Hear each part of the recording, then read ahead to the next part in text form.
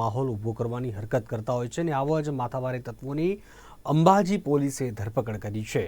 અંબાજીમાં છેલ્લા 3 દિવસથી પોલીસ દ્વારા સતત પેટ્રોલિંગ વધારીને લુખ્ખા તત્વોને પકડવાની તજવીજ હાથ ધરાઈ છે, જેમાં સોશિયલ મીડિયામાં ડ્રોન બનીને ખાસ કરીને પોસ્ટ કરતા 3 આરોપીને અંબાજા પોલીસે દબોચી લીધા હતા અને તેમને અંબાજી પોલીસ સ્ટેશનના કર્મચારીઓને ફોટા ઉપર ચોકડી મારીને પોસ્ટ કરી હતી અને પકડાયેલા આરોપીઓ રાજસ્થાન અને મધ્યપ્રદેશમાં ચાલતી 007 ગેંગથી પ્રેરિત થઈને આવી ગુનાહિત પ્રવૃત્તિઓને અંજામ આપી રહ્યા છે, ત્યારે પોલીસે કાયદેસરની કાર્યવાહી હાથ ધરી છે।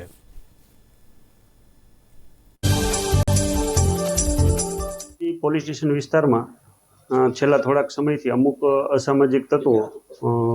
પૂરપાટ ઝડપે બાઇકો ચલાવે છે અને ઇન્સ્ટાગ્રામ ઉપર ઉશ્કેરાટ ફેલાય એવા ફોટા અને વિડીયો મૂકે છે, જેમ કે હાથમાં હથિયારો સાથે ફોટા મૂકવા અને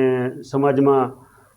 ભય ફેલાય અને દુશ્મનાવટ પેદા થાય એ રીતના એમાં એ લોકો સેન્ટેન્સ લખે છે અથવા બોલે છે। તો એના માટે અંબાજી પોલીસ એક્ટિવ થઈ સોશિયલ મીડિયા ઉપર